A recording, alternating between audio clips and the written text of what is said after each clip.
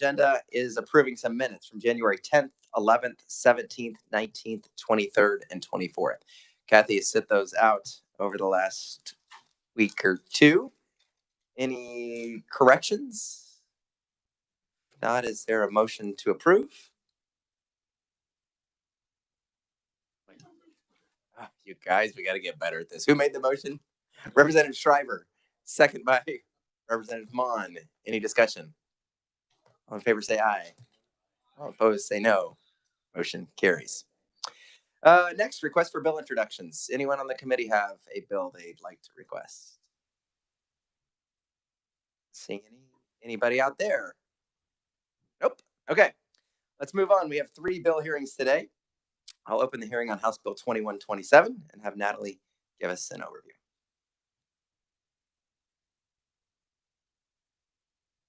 Thank you, Mr. Chairman. We're in for another riveting probate day today. House Bill 2127 adjusts the time requirements linked to notice by publication and mailing in the Kansas Probate Code. Section 1 amends KSA 59-2209. That's the notice statute in the probate code. Current law there requires notice to be published once per week for 3 consecutive weeks in the newspaper. The first publication is required to be made within 10 days after the order fixing the time and place for the hearing, and this bill strikes that requirement. Current law also requires the hearing to be scheduled between 7 and 14 days after the date of the last publication of the notice, and this bill would change that to require the hearing to be set not earlier than 10 days after the last publication of notice. Section 2 amends KSA 59-2308, the statute related to sale of real estate at auction. Current law there requires publication of notice of real estate to be sold at auction in a newspaper once per week for 3 consecutive weeks. The date for the sale is required to be between 7 and 14 days after the date of the last publication of notice, and this bill would again change that to be have that auction set not earlier than 10 days after the last publication of notice. And I can take any questions. Any questions for Natalie? Not seeing any. Thank you. Oh, Representative Lewis. So this morning we passed a bill that says that the probate court can declare probate at any time after the filing of the will. How does that interface, if you know, with the notice requirements being given and the time lags there? Mr. Chairman, Representative Lewis, I'm going to have to go back and look at that bill, but I think that is in a different area of the probate code. So I think that area of the law has its own notice requirements, and this is a different section. But I'll verify that when and I suspect actually the proponent probably will know that off the top of his head as well. But as I understand it, what you're saying is that the hearing on probate can't occur before notice has been given and there's been a time lag there. Yes, and so I think this is a different notice though, not for, I think the bill that you're talking about is for a will, and a copy of a will being filed. And I think that this is talking about a different type of notice. I need to double check that, but I'll check that. Mm-hmm. Any other questions for Natalie? Okay, thank you. We'll begin with proponents, and I have one listed, Mark Knockendoffel. Okay, Mark, did I get closer? You did great. Oh, no, seriously, we've been up here talking. Where'd I mess up this year? Well, Mr. Chairman and members of the committee, thank you for hearing us today. Just a little background, I serve as a trust officer in Manhattan, Kansas, and been doing this 41 years. So anyway, this is mostly a response to difficulties, particularly in rural areas where it sometimes, you may only have newspapers that publish once a week. And it also is difficult to get hearings to coincide with the time frame that's mandated by statute. And so what we're trying to do with this bill is give them more flexibility, but also ensure that parties in the matter have plenty of time and plenty of notice so that they can attend that hearing. So that's about as simple as it gets, I think. Perfect. Any questions? Yes, Representative Lewis. So what kind of notice are we talking about here? Notice of what? We're talking about a hearing, any kind of hearing that would be associated with the probate proceeding. So it could be a hearing to approve fees. It could be a hearing to approve the say bills that need to be paid and other other matters that may involve the parties. And so you have to again publish that notice of the hearing. And this would now give them plenty of flexibility, but also ensures that parties have plenty of notice in order to attend that hearing. Thank you. Representative Heiberger. Mr. Chair, and I don't have a question, but just as a solo practitioner who doesn't have a secretary to deal with these things for me, I just want to say thank you. Just to make my life easier. We've heard that, actually. Yeah. This came from a practicing attorney out there, and I forget what community he was in, but he said this has been a real problem for him. Not seeing any other questions. Thanks, Mark. Any other proponents? Any neutrals or opponents? Okay, I'll close the hearing on House Bill 2127, open the hearing on House Bill 2130, and have Natalie come back up.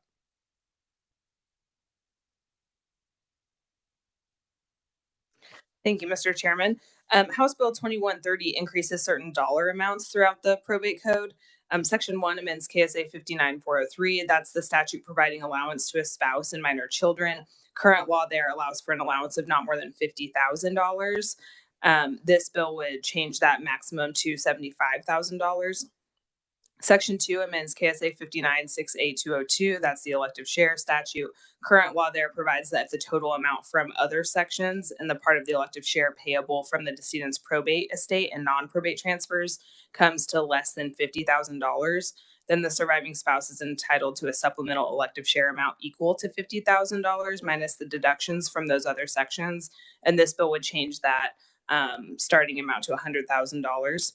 Section 3 amends KSA 596A205. That's the statute related to non-probate transfers. Current law there provides that the augmented estate includes non-probate transfers of property to people other than the surviving spouse in an amount of $10,000. This bill changes that to $25,000. Section 4 amends KSA 596A215. That's the homestead allowance. Current law provides that if a surviving spouse is entitled to the homestead or may elect to receive a homestead allowance in an amount of $50,000, this bill changes that to $75,000. Section 5 amends KSA 591507A. That's the statute requiring payment of benefits to certain people.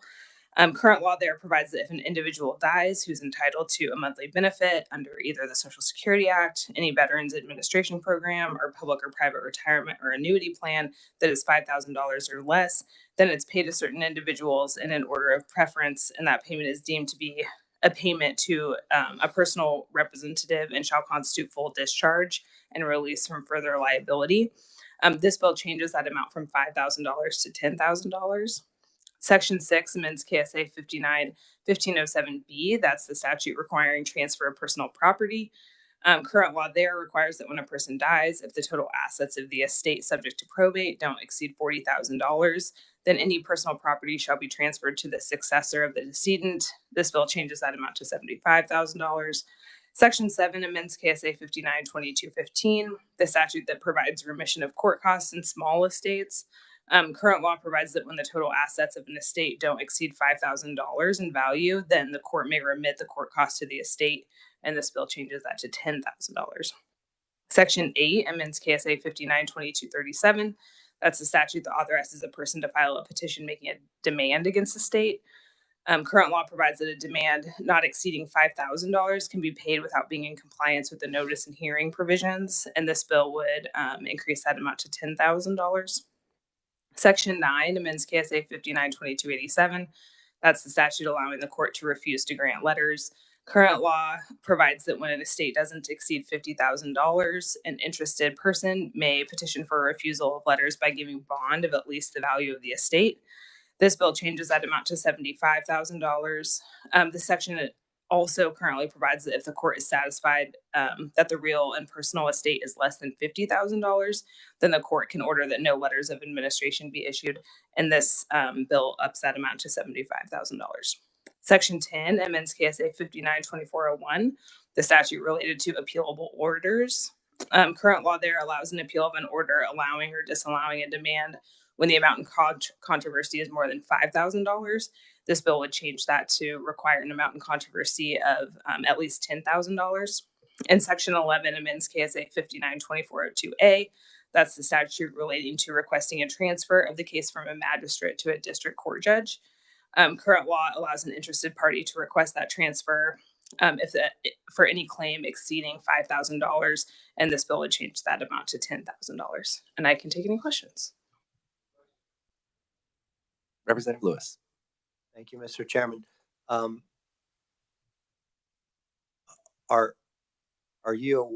you know when the current amounts in these various sections were set? Was this 20 years ago or 10 years ago? And it may vary from section to section, so it may be a difficult question to answer, but I was just curious. Sure. Mr. Chairman, Representative Lewis, I don't know that. I do suspect that it varies, but I do know that this came from a judicial council study. And so I suspect that they went into that and they will kind of know the answer to that. I think that you have the report in your testimony. Yeah, Representative Lewis. Mark will probably cover this, but if you pull up his testimony, there's a spreadsheet that shows each of the sections Natalie just went through with the old amount and the year that it was last updated, and then the percentage increase, and then what the recommended is. Representative Osman. Thank you, Mr. Speaker, or Mr. Chair. Watch it. I was just going to say the previous speaker has usurped my question. Okay, thank you, Natalie. We'll begin with proponents. Mark, come on back up.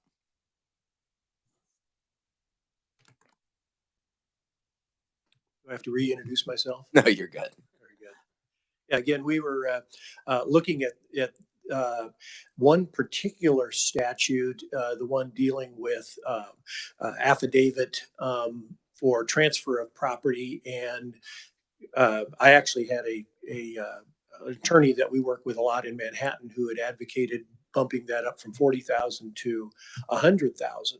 And so we started looking at the rest of these amounts. We ended up settling on 75,000 because that was applying the consumer price index change since it was last set. And those numbers are in my testimony. But so we decided if we're going to do this, let's go through the entire probate code and look at all of the various dollar amounts, and then applied the CPI factor to each one of those. And so it seems to make a lot of sense from the standpoint of there's a rational basis for these numbers. Any questions? Any questions? Okay. Thank you, Mark. Don't go far. Thank you. Any other proponents? Any opponents or neutrals? Okay, I'll close the hearing on 2130 and open the hearing on House Bill 2172. And Natalie. Thank you, Mr. Chairman. House Bill 2172 enacts the Uniform Trust Decanting Act. You have my written bill brief, but I'm gonna summarize that down a little bit more because I think the proponent will go into this a little bit more succinctly than I will need to. But suffice it to say that the decanting power throughout the trust code means the power of a fiduciary to distribute property of a first trust to one or more second trusts, and in that way they can modify the terms of those first trust. And so what this bill does is essentially enact the Uniform Act, which you've seen a couple of those so far from the Uniform Law Commission as it relates to decanting for different trust provisions. And I'll let Mark get into the details if that's okay with you guys. It's perfectly fine. So if we have questions for Natalie later, we'll ask those. But thank you, Natalie. Come on back up, Mark. We'll start with proponents and it's his third time for today. Thank you. This notion of decanting is a new concept. We haven't had it in Kansas. It's been adopted in quite a few other states, 13 or 14, I think, and actually some of the states that had adopted it with their own language. Once the uniform commissioners had created this Uniform Act, they repealed their existing statute and adopted this instead because it was more comprehensive. But let me give you a little background on why this is important and when it applies.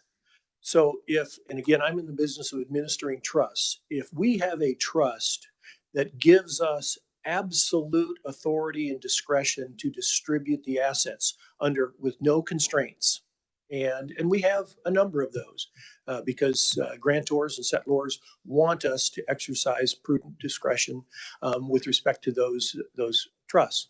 So we could conceivably distribute all of the assets to the beneficiaries or one beneficiary to the exclusion of another beneficiary, but we have that kind of discretion.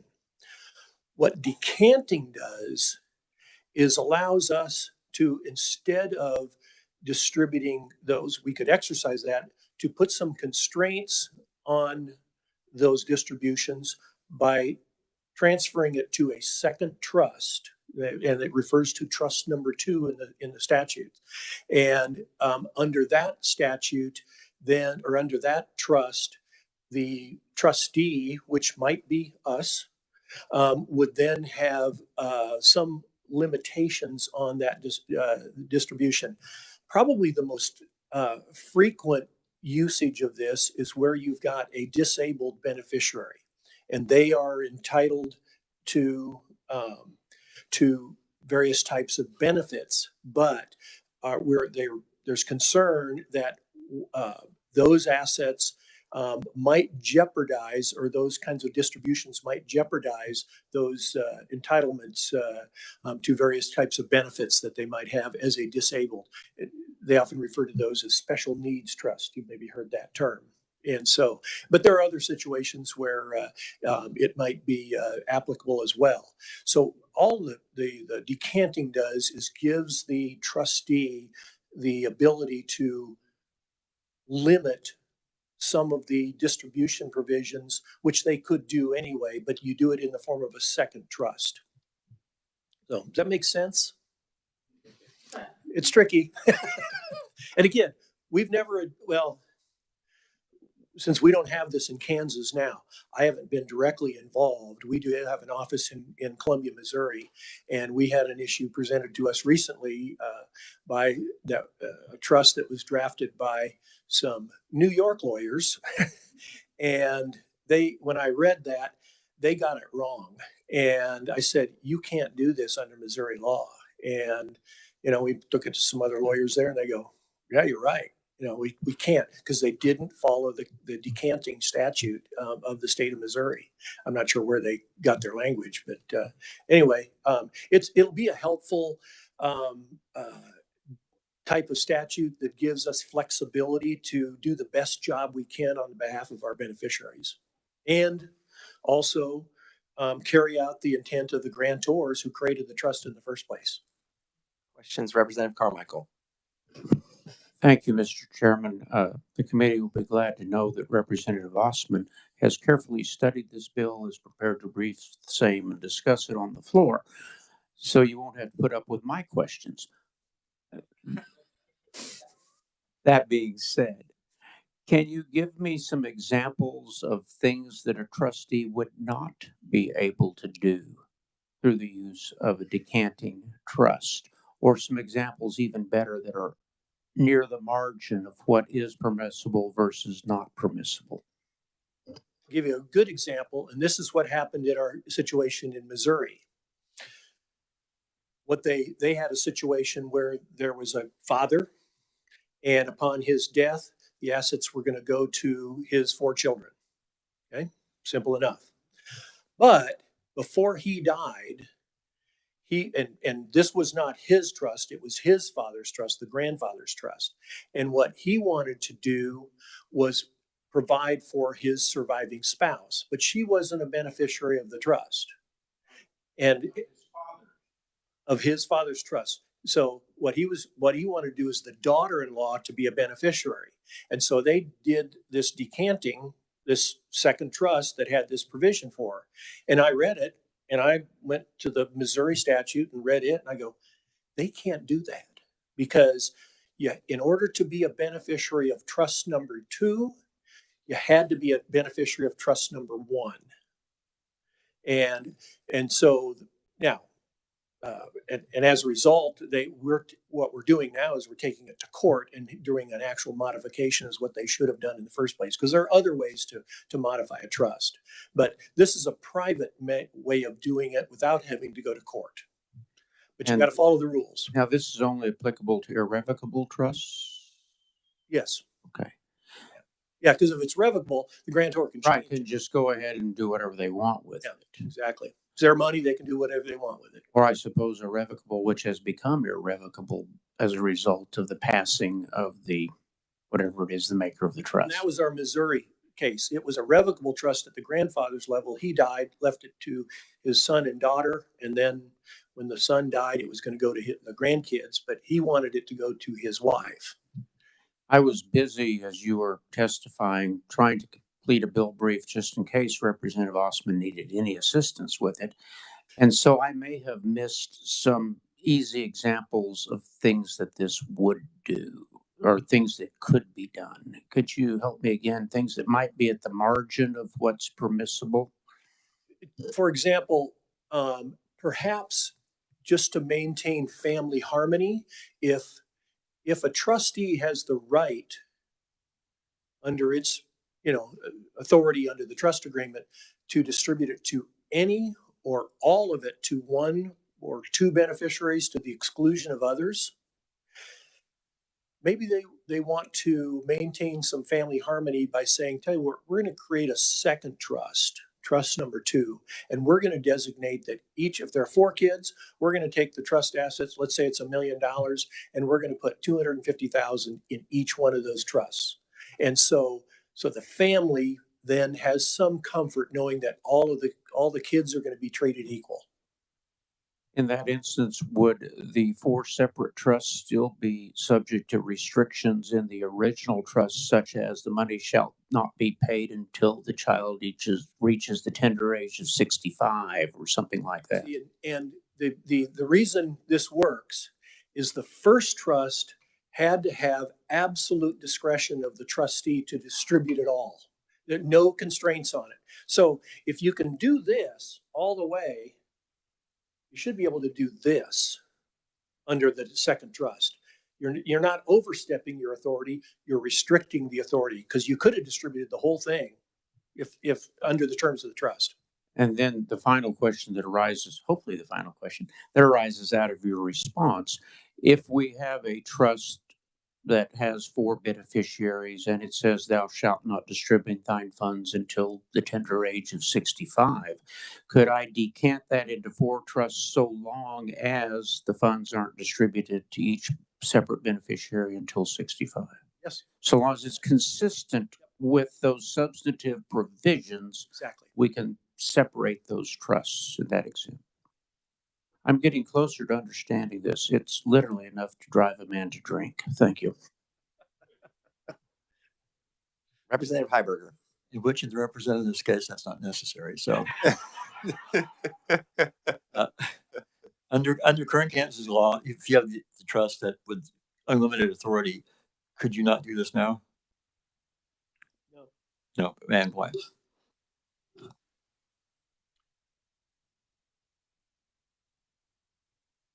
Think about this. I mean, I've spoken too soon. Because the trust doesn't give you the authority to transfer it necessarily to another trust. You can distribute it to the beneficiaries, but not to another trust for the beneficiaries. And that's specifically what the statute authorizes, creating that second trust. Any other questions? Representative Lewis. Thank you, Mr. Chairman. Okay, I got the last example you gave, trying to keep family harmony. That makes sense. Can you give me another example of where this would be used so that I can understand? let's do the flip side of that one, where let's say you have a trust where you could distribute it to all of them, and let's say 3 of them are wealthy and the other one is somewhat disadvantaged, could be special needs, and you say, tell you what, we're going to use all of these assets for the benefit of that one child, and then put it in a second trust that only has that beneficiary as the beneficiary of the second trust. A little different twist. And the other beneficiaries wouldn't have any grounds to complain because the trust trustees authorized them. Authority. Yeah, the trust authorized them to distribute to any of the beneficiaries. As long as you do it on the basis of what's prudent. But if you've got a beneficiary who needs this, and the trustee determines that that's what mom and dad would probably have wanted. And a lot of times, they often refer to that where you don't have separate shares. They refer to it often as a pot trust. It's all in one pot. And the trustee is charged with the responsibility of using those assets as what mom and dad would have wanted. And in this case, you've got a child that absolutely needs those resources and to survive. And it would just give comfort to, because as you said, under the original trust, you could provide all of the assets to and spread it out over time. You could do the same thing currently. It could, yeah. Right. Again, we haven't administered any of these yet, so we're not quite sure what it's going to look like, in practice. But usually what happens is you're putting some kind of constraint on it, and as opposed to specific beneficiary picking and choosing who's the winner and who's the loser in this. But thank you. Okay. Yeah, Representative Osman. Thank you, Mr. Chairman. So I have read through this, and I commend Representative Carmichael for assuming that I even know what the heck is in this. I'm trying to understand a little bit more. How much discretion does the fiduciary have with regards to this, in terms of the ability to recreate a trust, or even how funds are invested in itself? If the trust itself says stay with a safe and secure thing as a mutual fund, and then the fiduciary in their discretion decides to move it to a secondary trust and say, we're going to go hog wild on cryptocurrency. Can't do it because you're constrained by the limitations of the first trust. So you could, if it said you have to maintain a prudent portfolio in accordance with the Prudent Investor Act, it's got to be diversified, that sort of thing. And sometimes there are trusts that say the trustee can invest any way it wishes. But in this case, if you've got a document that has constraints, you have to live with those constraints. What we're trying to do is have an arrangement where you can do something less than that. That makes sense? So yeah, because if you can go here, you can always go here. Okay. So then, going back to your previous example where you mentioned that there were, say, 4 different siblings and one of them was special needs, and let's transfer everything into a secondary trust where just that special needs sibling perhaps gets everything. I'm trying to understand how that would work under this, because under the constraints of the original trust, you're looking at, say, co-equal amounts for all of them, because all of them need that money. And so how do you transfer it to a secondary trust without betraying the actual requirements of the original trust? Well, if the actual requirements required equal distributions, then you have to live with that. But in the example I thought I gave was that where you had the trustee had the right to distribute it to any of the beneficiaries, 100% of it. And in this case, what you're doing is maybe you're designating a particular beneficiary who has a higher level of need than the other beneficiaries. And again, you probably wouldn't do this if you made a decision. I mean, we get placed in this situation all the time, having to weigh the relative merits of distributions for one beneficiary for another beneficiary. I mean, we had a case like that this week, where a beneficiary was requesting, reimbursement for some medical expenses. Well, then we notified other family members who have always kind of looked out for her, and they said, yeah, but she didn't tell you about the fact that she just sold a $150,000 piece of land, and which would have paid those bills. So we denied the distribution. So again, we get put in that situation a lot. So Thank you, Mr. Chairman. Got one more? Sure. So as I understand, if I go through that, the fiduciary has the ability to distribute the funds as they wish, so long as it adheres to the terms of the trust. And if that original trust in your example says you can distribute it however it needs to be, because it doesn't specifically say equal amounts, what are we doing? Why do we need that secondary trust that we're decanting into if we already have that ability? that was your question. And I'm still trying to figure out some of that, frankly. Again, we have not administered any of these yet. And I'll be interested in working with the lawyers and I'm a lawyer myself, but I've been a trust officer for 41 years.